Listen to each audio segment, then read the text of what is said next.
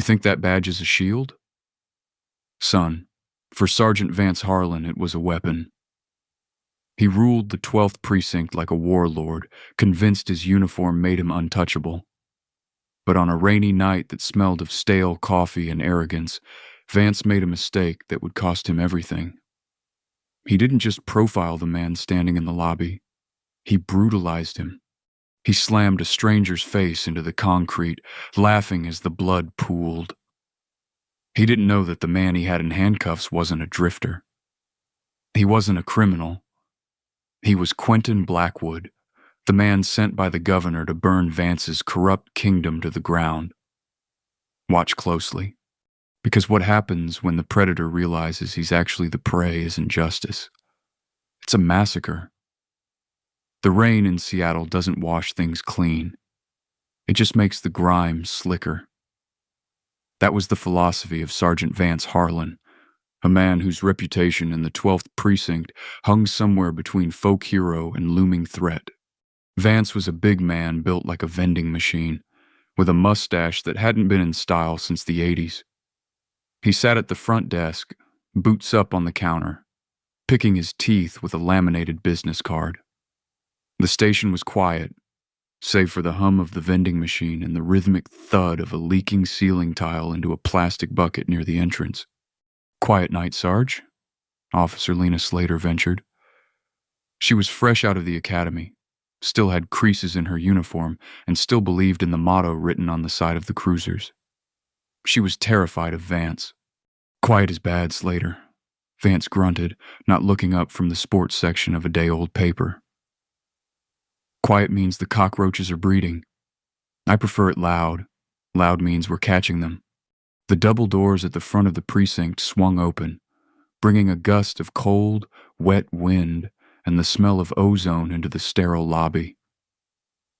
A man walked in. He was tall, wearing a soaked charcoal trench coat that had seen better days, a beanie pulled low over his ears, and heavy work boots that squeaked on the linoleum. He was black, his skin dark and glistening with rain, his hands buried deep in his pockets. He didn't look like a lawyer. He didn't look like a cop. To Vance's cynical eyes, he looked like a problem. The man shook off the water like a wet dog, spraying droplets onto the precinct floor. He approached the high desk, his demeanor calm, perhaps too calm for Vance's liking. "Help you?" Vance asked, dropping the paper. He didn't sit up. He didn't take his boots off the desk. "I hope so," the man said. His voice was a deep baritone, steady and devoid of the usual nervousness civilians showed when entering the lion's den. "I'm looking for the watch commander. I believe his name is Lieutenant Knox." Vance let out a short, sharp laugh. "Lieutenant Knox is at home sleeping in a bed that costs more than your life. Who's asking?"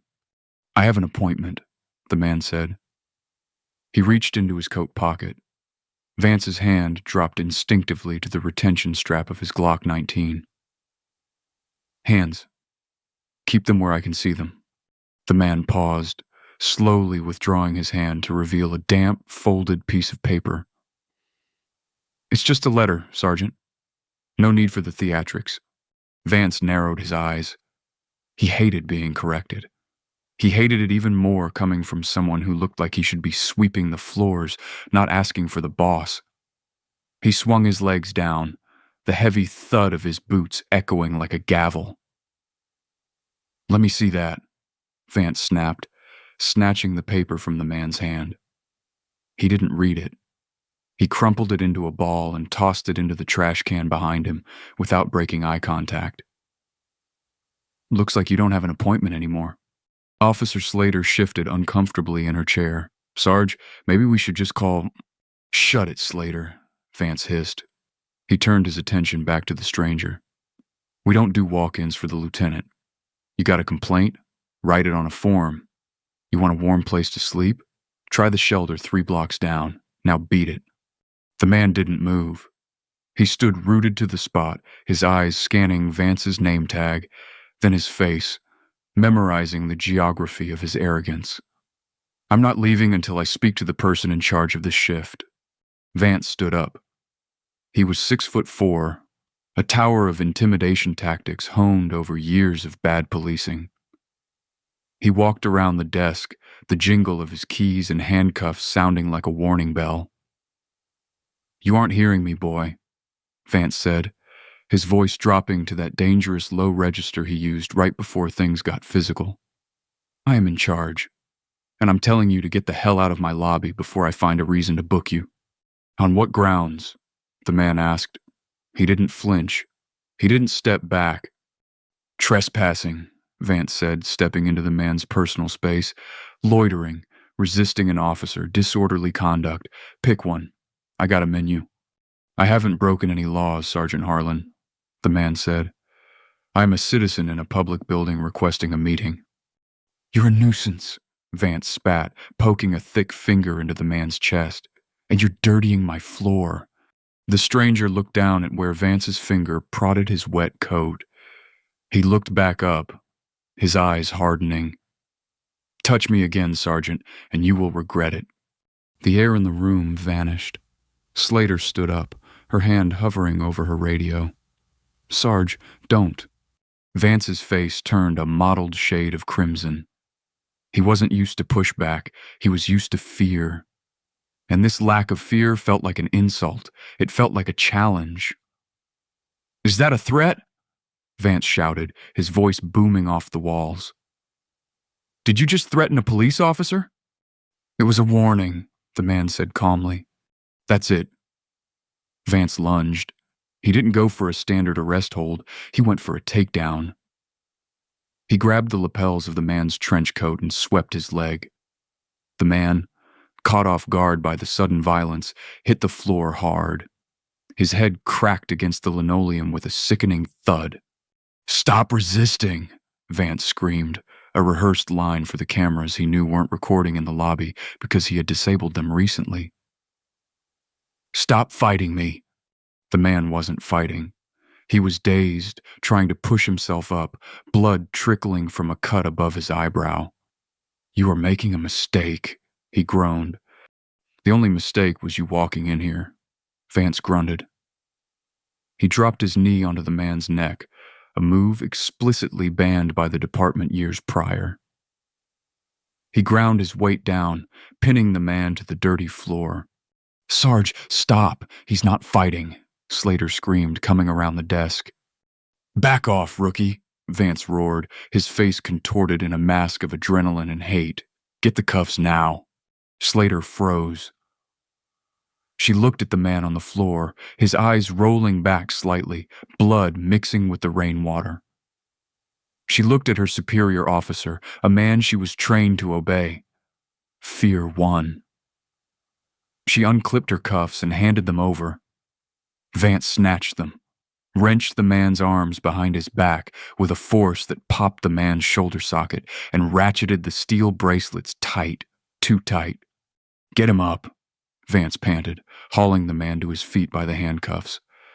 The stranger let out a sharp gasp of pain but remained silent. Vance shoved him toward the holding area, the heavy steel door buzzing open. "Welcome to the 12th, pal. Hope you like the hospitality." The stranger, blood running down into his eye, looked back at Vance. There was no fear in his gaze, only a cold, terrifying promise. "You have no idea who I am," the stranger whispered. "I don't care who you are," Vance sneered, shoving him into the booking cage. "To me, you're just another stat." The holding cell at the 12th precinct was a sensory nightmare.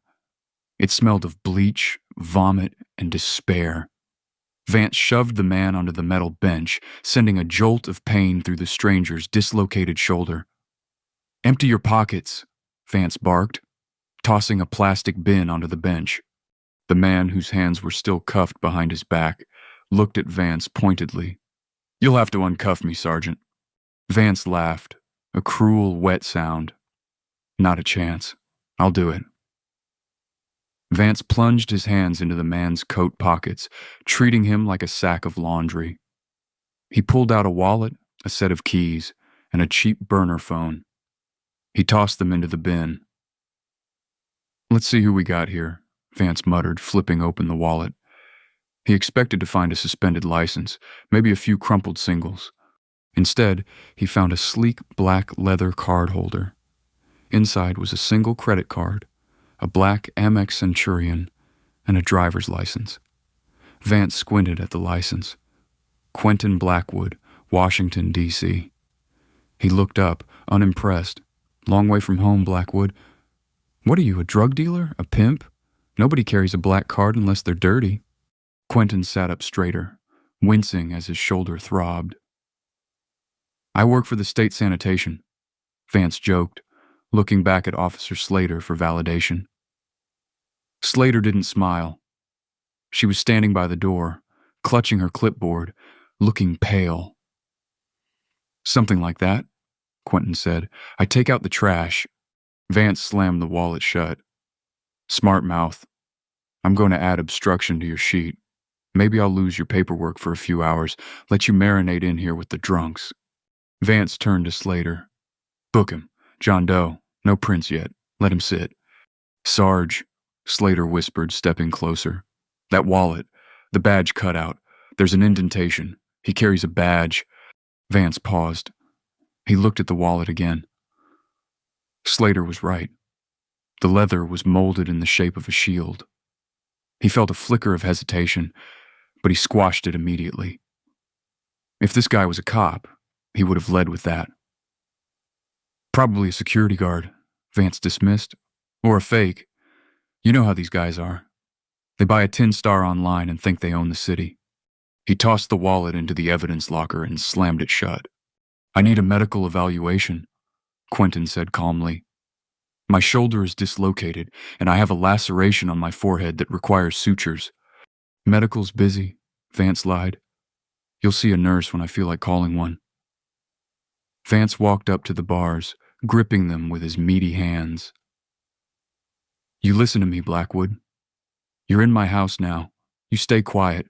You survive. You make noise, and things get a lot worse. Understand? Quentin wiped the blood from his eye with his shoulder. I understand perfectly, Sergeant. I understand that you have violated at least 7 departmental policies in the last few minutes. Excessive force, failure to identify, denial of medical attention, unlawful detention, falsifying evidence. Vance's eyes went wide. You a lawyer? No, Quentin said. I'm the guy who fires the lawyers. Vance snorted, turning his back. Whatever. Slater, watch him. If he moves, tase him. Vance stormed out of the booking area, heading for the break room to grab a donut and brag to the other guys about the perp he just took down. Slater stood alone in the booking room with Quentin. The silence stretched heavy and uncomfortable. Officer Slater, Quentin said gently. She jumped.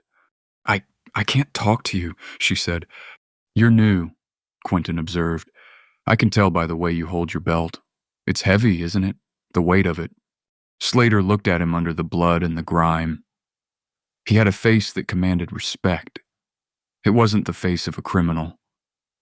You knew what he was doing was wrong, Quentin said. I saw it in your eyes. He's my superior, Slater whispered, glancing at the door. If I go against him, my career is over before it starts. Is it? Quentin asked. Tell me, officer, who signs your paychecks, Sergeant Harlan or the city of Seattle? The city, she said. And who appoints the leadership of this precinct? The chief of police? She recited automatically. Quentin nodded slowly. And do you know who the new chief is? The one the mayor flew in from D.C. last week. The one nobody has seen yet because he wanted to do a field audit incognito. Slater's blood ran cold. She stared at Quentin. She looked at the expensive boots, the calm demeanor, the knowledge of procedure. No, she breathed. My name, he said, his voice hard as iron, is Quentin Blackwood, formerly deputy director of the FBI. Currently, your new chief of police. Slater dropped her clipboard. It clattered loudly on the floor. And I have a phone call to make. Officer Slater, if you want to save your career, I suggest you get that phone out of the evidence bin and hand it to me right now. Slater trembled. She looked at the door where Vance had exited. She looked at the man bleeding on the bench. It was a choice between a bully she knew and a legend she feared. She made her choice. She fumbled for the keys to the evidence locker. Her hands were shaking so hard she dropped them twice.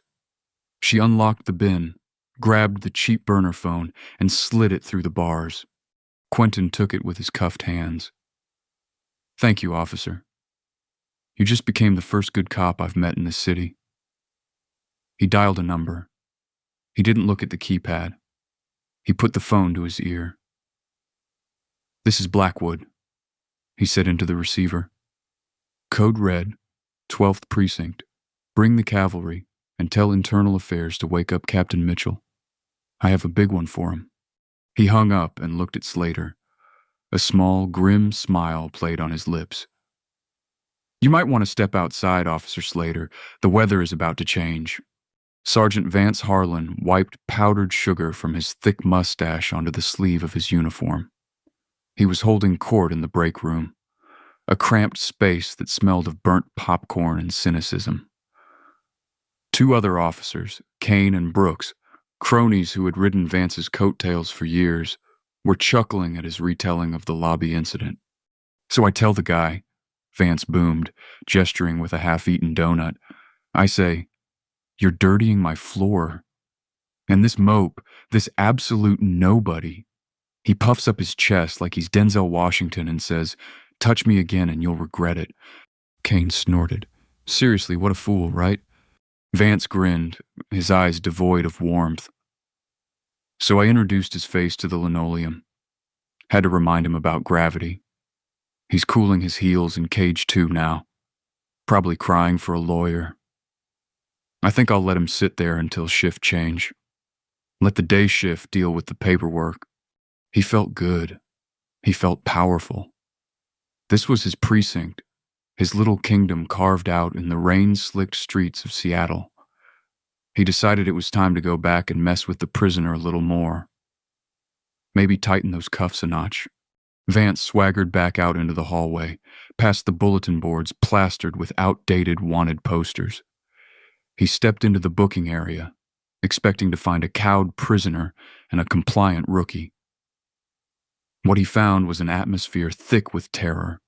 Officer Slater was standing by the evidence locker, her back pressed against the metal cabinets, shaking violently. She stared at Vance like he was a ghost, or perhaps a walking corpse. And the prisoner, Quentin Blackwood, was no longer sitting on the bench. He was standing at the bars, his posture ramrod straight despite the cuffed hands behind his back and the drying blood on his face. His eyes tracked Vance's entrance with the predatory focus of a panther waiting in high grass.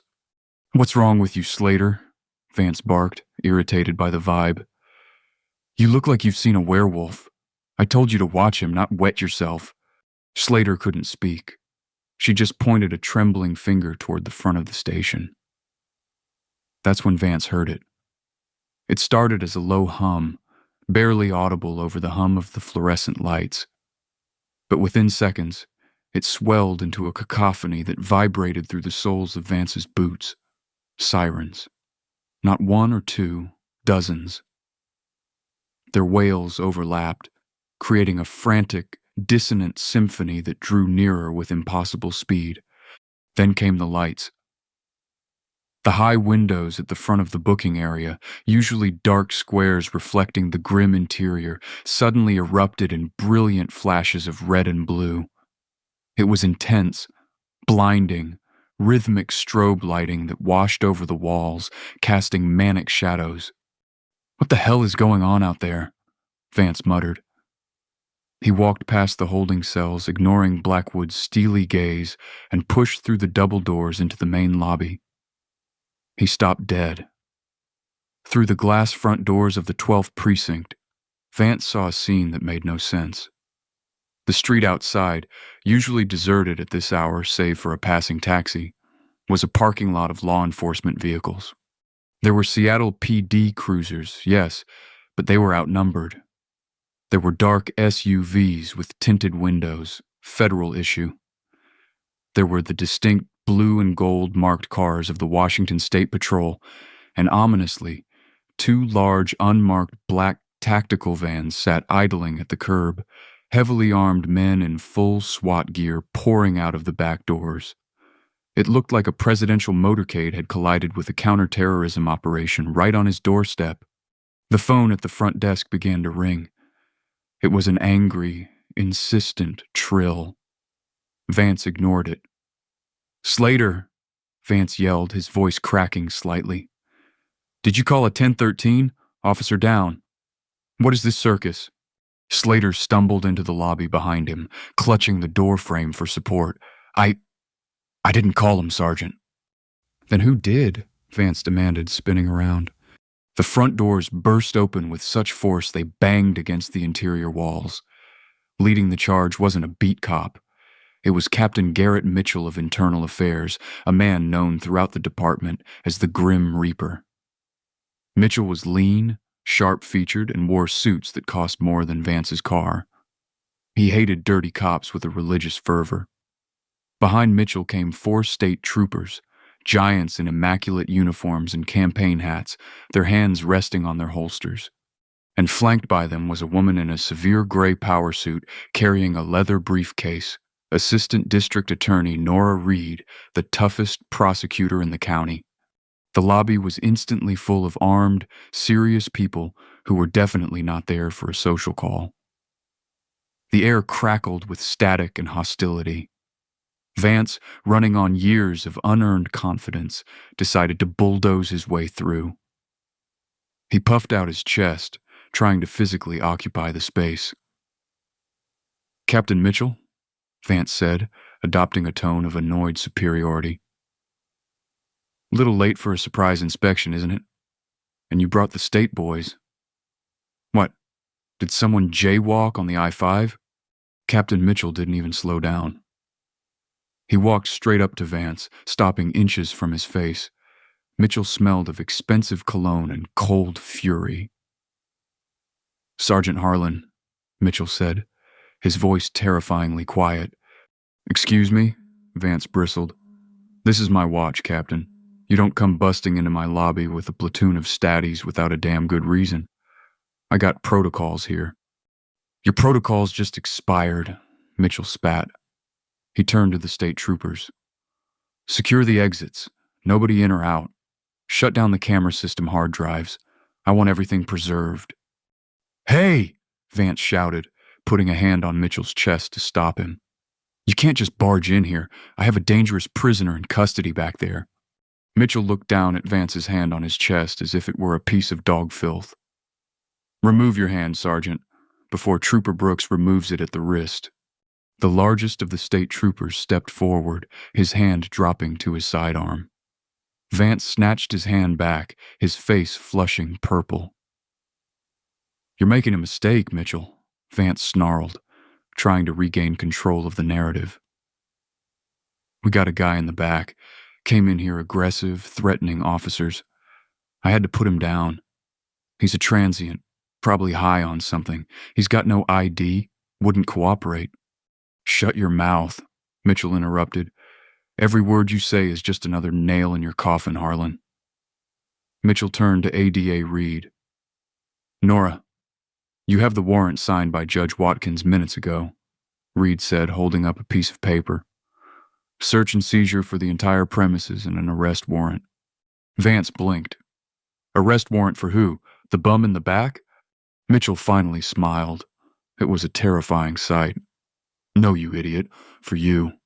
Before Vance could process this, Mitchell pushed past him, heading straight for the booking area double doors. The entourage followed, leaving Vance standing alone in the middle of his own lobby, surrounded by state troopers who were looking at him like he was something stuck to the bottom of a boot. Confused, angry, and starting to feel the first cold tendrils of genuine fear, Vance chased after them. "You can't go back there," Vance yelled, bursting through the doors into the booking area. "That's a secure zone."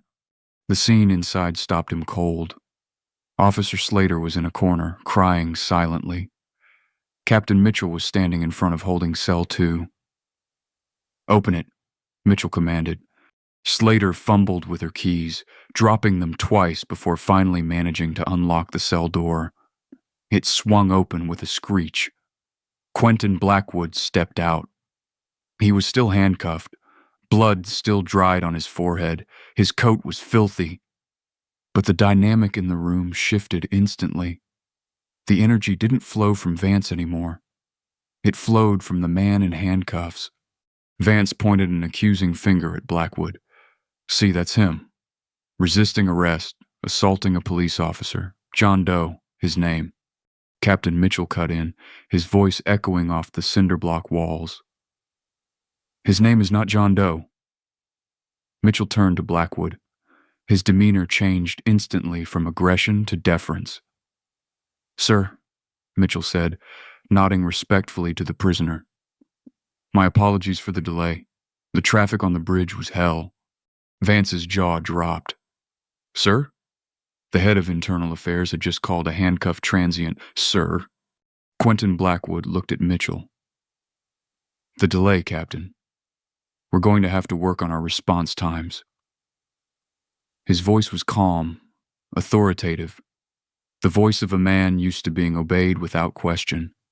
"Yes, sir, understood," Mitchell said contritely.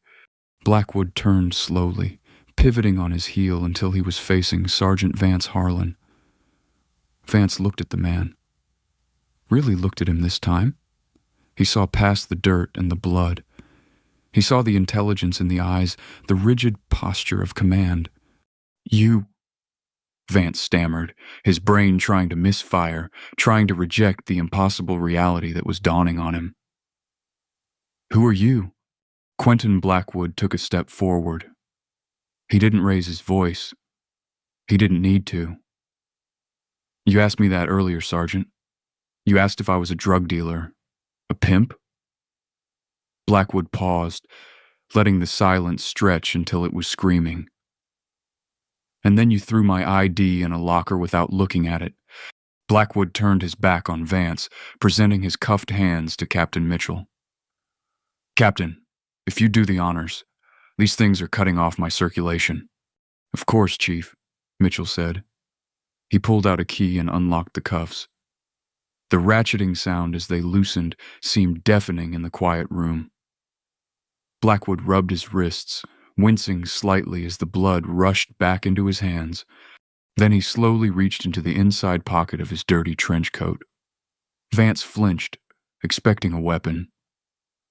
Instead, Blackwood pulled out a leather wallet. It wasn't the one Vance had confiscated. It was a different one. He flipped it open. The gold shield inside caught the overhead fluorescent lights, glittering brilliantly. Below the shield was an ID card with Blackwood's photo and his title in bold blue letters. Vance squinted. He read the words. Then he read them again. "Chief of Police, Seattle Police Department." Vance's face didn't just go pale. It went gray. The blood drained from his head so fast he felt dizzy. His knees buckled slightly, and he had to grab the booking counter to stay upright. The vending machine hummed. The ceiling tile dripped water into the bucket. Thud. Thud. Thud. "Sergeant Harlan," Chief Quentin Blackwood said, his voice low and terrible. "I believe you're sitting at my desk." The silence in the 12th precinct was absolute. It was the kind of silence that usually follows a gunshot, a vacuum where the world holds its breath to see who is left standing. Sergeant Vance Harlan stood frozen, his hand gripping the edge of the booking counter so hard his knuckles turned white. His brain was frantically trying to rewrite the last few minutes, desperately searching for a loop, a technicality, a way out of the nightmare unfolding before him. "Chief," Vance croaked, the word tasting like ash in his mouth. You're the new chief, but the memo said you weren't due until next week." Quentin Blackwood, now uncuffed and rubbing his wrists, didn't even look at him. He turned to Captain Mitchell. "Captain, I want a full medical team here for the staff and get a crime scene unit to process the lobby. There's blood on the floor. My blood. Yes, sir, Mitchell replied, tapping away on his phone. Vance took a step forward, his hands raised in a placating gesture, a stark contrast to the aggressive posture he'd held just moments ago. Sir, please listen to me. You came in dressed like a transient. I didn't know who you were. If I had known... Blackwood spun around. The movement was so sharp, so precise that Vance flinched. If you had known... Blackwood interrupted, his voice cutting through the room like a razor. You would have treated me with respect. Is that it, Sergeant? Yes, exactly. Vance nodded enthusiastically, thinking he saw a lifeline. It was a misunderstanding. I treat my superiors with the utmost respect. I'm old school, sir. Blackwood stepped closer, invading Vance's personal space just as Vance had done to him. The chief's face was inches from the sergeant's. Vance could see the cut above Blackwood's eye, still weeping red, a vivid testament to Vance's brutality. That is exactly the problem, Harlan, Blackwood said softly. You treat your superiors with respect. But how do you treat the people who pay your salary?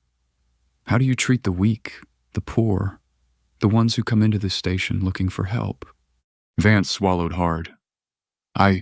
We have to be tough, sir. This is a tough neighborhood. You aren't tough, Blackwood said, his eyes boring into Vance's soul. You're a bully with a badge, and you just assaulted a citizen. The fact that the citizen happened to be your commanding officer is just the icing on the cake. It changes nothing about the crime. Blackwood turned to the state troopers standing like statues by the door. Trooper Brooks, Blackwood commanded, relieve Sergeant Harlan of his duty weapon. Vance's eyes went wide. Now hold on, you can't just... Blackwood barked, do it. Trooper Brooks moved with terrifying efficiency. He stepped forward, grabbed Vance's arm, and in one fluid motion unlatched the retention strap and pulled the Glock 19 from Vance's holster. He cleared the chamber, the unspent round clattering onto the floor with a metallic ping, and handed the weapon to Captain Mitchell. His badge, Blackwood said. Vance instinctively covered his chest with his hand. The badge was his identity. It was his power. Without it, he was just a middle-aged man with a bad temper and a mortgage he couldn't afford. Sir, please, Vance begged, his voice cracking. I've got years on the force. I've got a pension. Don't do this. You should have thought about your pension before you slammed my face into the floor, Blackwood said coldly. Give it to him. Vance's hands shook as he unpinned the shield. His fingers felt numb. He handed the piece of metal to the trooper, feeling a piece of himself die as it left his possession. Now, Blackwood said, pointing to the holding cell he had just vacated, put him in the cage too. What? Vance gasped. You can't put me in the cage. I'm a cop. You can't put a cop in general population holding. You're not a cop right now, Mr. Harlan, Blackwood said. Right now, you are a suspect in a felony assault investigation, and until you are processed, you stay in holding just like everyone else. Trooper Brooks spun Vance around. Vance tried to resist, his old instincts kicking in. But the trooper was younger, stronger, and trained for this. He slammed Vance against the booking counter, the exact same spot where Vance had brutalized Blackwood earlier. Hands behind your back, Brooks ordered. Vance felt the cold steel of handcuffs ratcheting around his wrists. The sound was sickeningly familiar, but the sensation was alien. It was tight. It pinched. It hurt. Too tight. Vance yelped. You got him too tight. Blackwood watched, his expression unreadable. Strange, he murmured. I seem to recall you telling me that comfort wasn't a priority in the 12th precinct. Vance was marched across the room. He looked around desperately for allies. He saw Officers Kane and Brooks peeking out from the break room, their faces pale. Kane, help me, Vance shouted. Call the union rep. Call somebody. Kane quickly looked away and closed the break room door. The message was clear. "You're on your own, Vance." Vance was shoved into the cell. The heavy steel door clanged shut, the sound echoing like a tomb closing. He gripped the bars, looking out at the station he had ruled like a king just minutes ago. Now he was looking at it through a cage. The humiliation was a physical weight pressing down on his chest. But worse than the humiliation was the realization that the man standing outside, the man wiping blood from his forehead with a handkerchief, held Vance's entire life in his hands. And Vance knew with a sinking dread that mercy was not on the agenda. The 12th precinct transformed from a police station into a crime scene. Chief Blackwood refused to leave for the hospital. He sat in the main lobby on a plastic chair, a paramedic tending to the gash on his forehead while he directed the operation. The visual was striking. The new chief, battered and bruised, sitting amidst the chaos, issuing orders with calm precision, while his predecessor rattled the bars of a cell 10 feet away. "Captain Mitchell," Blackwood said as the medic applied a butterfly bandage to his brow. "I want Harlan's office turned upside down. If there's a loose floorboard, pry it up. If there's a locked drawer, drill it. I want to know everything this man has been doing for the last decade." "Already on it, Chief," Mitchell said. "We brought the K-9 unit for narcotics and cash detection." Vance, watching from his cell, felt his stomach drop. The safe. He had a floor safe under the filing cabinet in his office. It wasn't standard issue. He'd installed it himself years ago to hold the proceeds from the local protection rackets he ran. "You won't find anything," Vance yelled from the cell, trying to sound confident but failing miserably. "I run a clean ship. This is a witch hunt." Blackwood ignored him. He turned to Officer Slater, who was still standing by the evidence locker, looking like she wanted to disappear. "Officer Slater?" Blackwood said gently.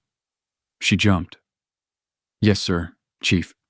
"Relax, Slater," Blackwood said. "You did the right thing today. You stood up. That's not easy." "I should have done more," she whispered, looking at the floor. "I should have stopped him before he hit you." "You're a rookie against a veteran sergeant," Blackwood said. "The power dynamic was against you, but when it counted, you made the call. That matters." He paused. "Now I need you to be honest with me. What else goes on here? Does Harlan have a secondary storage location? A locker? A car?" Slater hesitated. She looked at Vance in the cell. Vance glared at her, mouthing the word rat. She took a deep breath. She looked at the chief. He keeps a set of keys in his bottom desk drawer. There's a storage unit down at the docks. He says it's for fishing gear, but he goes there during shift sometimes." "You traitor!" Vance screamed, rattling the bars.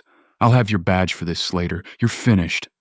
"Silence," Captain Mitchell roared, stepping toward the cell.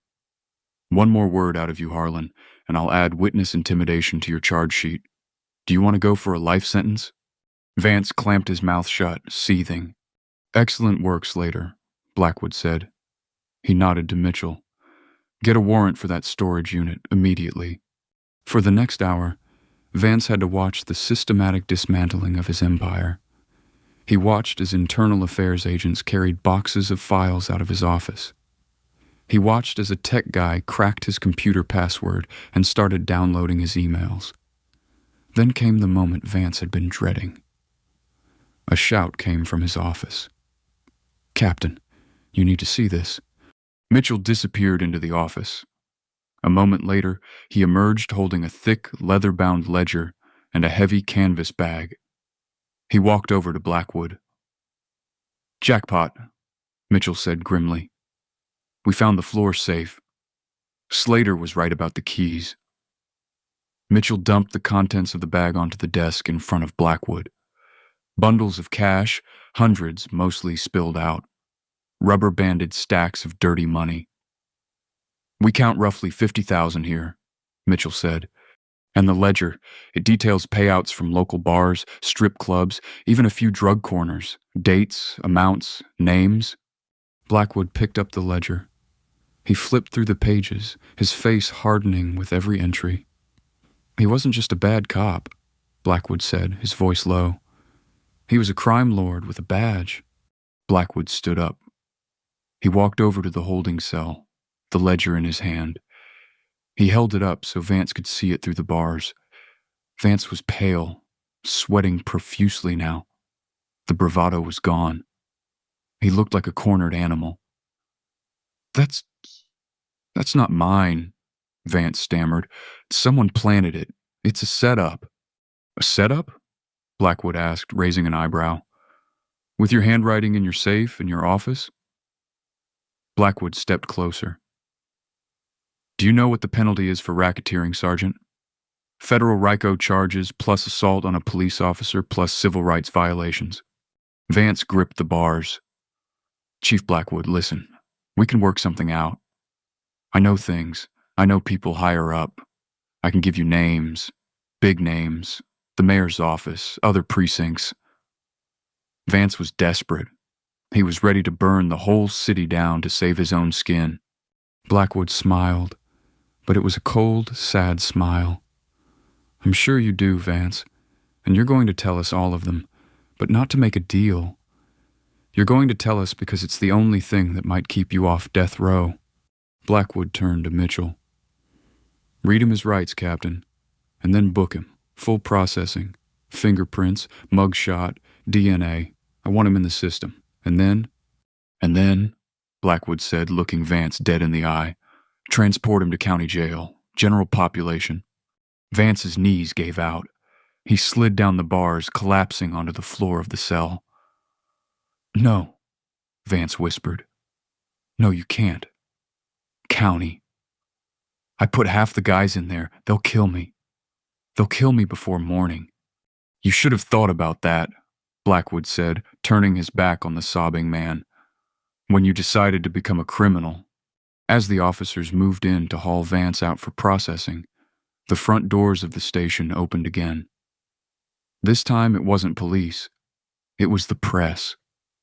Camera crews from every major network in Seattle, alerted by the massive police presence, were crowding the entrance. The lights from their cameras flooded the lobby. Get the cameras ready, Blackwood said to Ada Reed. The people of Seattle deserve to see exactly what we're cleaning up. Vance was hauled out of the cell, weeping, his uniform disheveled, his hands cuffed behind his back. As he was led past the cameras, the flashes popped like lightning. The invincible warlord of the 12th Precinct was broadcast live to the city, broken, crying, and in chains. It was the ultimate humiliation. But for Chief Quentin Blackwood, it wasn't about revenge. It was about sending a message. The message was simple. The game has changed.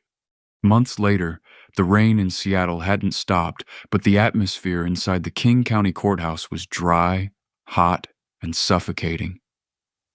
The trial of the people versus Vance Harlan had become the highest-profile police corruption case in Washington state history. The media called it the Blue Purge. Every day the courtroom was packed. In the front row, sitting with the quiet intensity of a stone statue, was Chief Quentin Blackwood. He attended every single hearing, his presence a silent reminder to the jury, the judge, and the defendant that this was personal. Vance Harlan sat at the defense table, but he was a shadow of the man who had terrorized the 12th Precinct. The arrogant swagger was gone, replaced by a cheap, ill-fitting suit and a complexion that was gray and pasty from months in county lockup. He had lost weight. His mustache, once his trademark, had been shaved off, revealing a weak, trembling chin. The prosecution, led by ADA Nora Reed, had been merciless. They didn't just present the assault on Blackwood. That was merely the opening act. Officer Slater, now Detective Slater, took the stand and detailed the culture of fear he had cultivated. She spoke about the taxes he collected from local businesses. She spoke about the planted evidence. She spoke about the lost body cam footage. But the nail in the coffin wasn't Slater. It was Vance's own friends. Officers Kane and Brooks, facing accessory charges, had cut deals. They turned state's evidence faster than Vance could blink. They detailed the floor safe, the ledger, and the specific instances where Vance had bragged about breaking suspects. On the final day of the trial, Vance took the stand against his lawyer's advice. It was a disaster. He tried to charm the jury. He tried to play the tough cop in a tough world card. "I did what I had to do to keep this city safe," Vance shouted during cross-examination, his face turning that familiar, dangerous red. "You people sit in your safe houses while I wade through the garbage. I am a hero." Ada Reed didn't flinch. She simply played the security footage from the booking area, video that Vance thought he had deleted, but which Chief Blackwood's forensic team had recovered from a cloud backup server Vance didn't even know existed. The jury watched in high definition as Vance slammed Quentin Blackwood's face into the floor. They heard the sickening crunch. They heard Vance laugh. The jury deliberated quickly. When Judge Watkins read the verdict, the courtroom was so quiet you could hear the hum of the HVAC system. On the charge of aggravated assault in the first degree, guilty. On the charge of civil rights violations, guilty. On the charge of racketeering and corruption, guilty. The list went on. 17 counts. 17 guilty verdicts. "Vance Harlan," Judge Watkins said, looking over his spectacles with disdain. "You have disgraced your uniform. You have betrayed the public trust, and you have shown absolutely no remorse." Vance stood up, his hands shaking. "Your Honor, I'm a cop. You can't put me in with them. I won't survive a week." "You are not a cop, Mr. Harlan," the judge replied coldly. "You are a convict." The sentence was hammered down like a thunderclap. 25 years to life, no possibility of parole for the first portion. Vance screamed as the bailiffs dragged him away. He looked back at the gallery, locking eyes with Chief Blackwood. He expected to see a gloating smile. Instead, Blackwood just looked disappointed. He looked at Vance like one would look at a broken tool that had to be discarded. The bus ride to the Monroe Correctional Complex was a journey through hell. Vance was shackled to a bench seat, surrounded by men who smelled of sweat and fear. He kept his head down, praying that his transfer paperwork had been processed correctly. He had been promised protective custody, the snitch wing. It was isolation, 23 hours a day in a cell. But it was safe. It was the only way a dirty cop survived prison. When the bus arrived at the processing center, Vance was stripped, searched, and given a standard-issue orange jumpsuit. He waited in a holding cell for his unit assignment. A guard approached the bars. He was a big man chewing gum with a name tag that read, Higgins. "Harlan," Higgins said. "That's me," Vance said, rushing to the bars. "Look, I'm supposed to be in Unit B, protective custody. Check the file." Higgins looked at his clipboard. He frowned. Then he smiled. It wasn't a nice smile. "It says here there was a clerical error, Harlan. Unit B is full, overcrowded." Vance's heart stopped. "What? No, you can't do that. Call the warden. I'm a former police sergeant. You put me in Gen Pop, I'm a dead man." Higgins shrugged. "Warden is out today. Budget cuts. You know how it is. We got a bed for you in Unit D, though." "Unit D, general population. The jungle. Please," Vance begged, tears streaming down his face. "I can pay you. I have money stashed outside. I can bribe." Higgins laughed. "That's another write-up, Harlan. You're starting off on the wrong foot." Higgins unlocked the door. "Move." The walk to Unit D felt like a funeral procession. Every gate that clicked shut behind him was another seal on his tomb. When they reached the main block, the noise hit him first, a roar of shouting, banging, and laughter. Higgins shoved Vance through the gate and locked it behind him. "Good luck, Sarge." Vance stood on the tier, clutching his bedroll. The noise in the block died down. Hundreds of eyes turned toward him. In prison, news travels faster than light. They knew who he was. They knew what he had done. A man stepped out of a cell on the ground floor. He was huge, covered in tattoos, with a scar running down the side of his face. Vance recognized him instantly. It was Dante, the Hammer Voss. Vance had arrested him years ago. He had planted a throwdown weapon on Dante to ensure a longer sentence. He had broken Dante's jaw during the interrogation just for looking at him wrong. Dante smiled. His teeth were metal. "Well, well," Dante boomed, his voice echoing off the concrete walls. "Look what the rain washed in." Vance backed up, hitting the bars. "Dante, look, it was business, just business." Dante laughed, stepping closer. The other inmates formed a circle, cutting off any escape. The guards in the tower seemed to be looking the other way. "You took years of my life, Harlan," Dante said softly. "You broke my jaw. You laughed at my mother when she cried in the courtroom." "I can help you," Vance squealed. "I know the legal system. I can help with your appeals." "We don't need lawyers in here," Dante said, cracking his knuckles. "We have our own justice." Vance didn't scream when the first punch landed. He didn't have enough breath. The beatdown wasn't lethal. That would have been too easy. It was educational. It was a message. For what felt like forever, Vance Harlan, the tyrant of the 12th Precinct, was reduced to a whimpering mess on the concrete floor, feeling every ounce of pain he had ever inflicted on others. When it was over, Dante knelt beside him. Vance was curled in a fetal position, bleeding from his nose and mouth, his eyes swollen shut. "Welcome home, officer," Dante whispered. "You belong to us now." For the rest of his days, Vance Harlan didn't die. He lived. He lived in a world where he was the bottom of the food chain. He scrubbed toilets with a toothbrush. He traded his food for safety. He aged rapidly, the stress eating him alive from the inside out. He became a ghost, a cautionary tale whispered by the older inmates to the new arrivals. The karma wasn't that he died. It was that he had to live every single day as the thing he hated most, a victim. A year later, the 12th Precinct was unrecognizable. The flickering lights were fixed. The leak in the ceiling was gone. The smell of stale coffee and fear had been replaced by the scent of fresh paint and productivity. Chief Quentin Blackwood walked through the front doors. He wasn't wearing a trench coat this time. He was in full dress uniform, the gold stars on his collar gleaming. "Morning, Chief," the desk sergeant called out.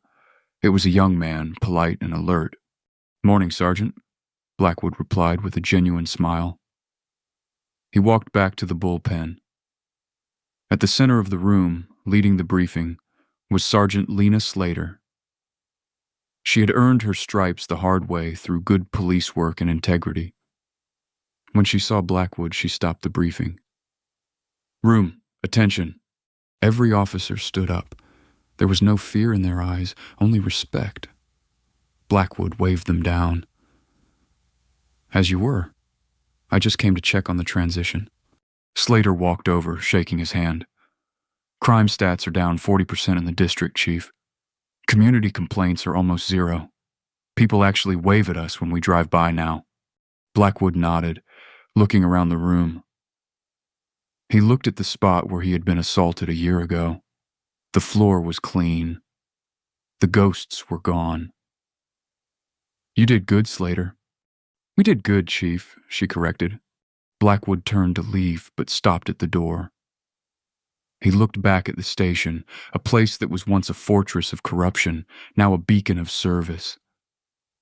He touched the scar above his eyebrow. It had faded, but it would always be there. "Justice," Blackwood murmured to himself as he walked out into the Seattle rain, which finally, for the first time in a long time, felt like it was washing the city clean. The fall of Vance Harlan wasn't just a victory for Quentin Blackwood. It was a victory for the truth. It reminds us that authority without accountability is just tyranny waiting to happen. Vance thought his badge was a shield that would protect him from his own sins. But he learned the hard way that in the end, character is the only currency that matters. He spent the rest of his days behind the very bars he used to rattle, served a cold dish of karma by the very people he wronged. It's a stark reminder. Treat people with dignity, not because of who they are, but because of who you are. Because you never know when the stranger in the rain might hold the keys to your destruction. If this story of justice and karma kept you on the edge of your seat, please hit that like button. It really helps the channel grow. Share this video with someone who needs to see the bad guy get what he deserves. And don't forget to subscribe and ring the bell so you never miss our next deep dive into true stories of justice served cold. Thanks for watching, and stay safe out there.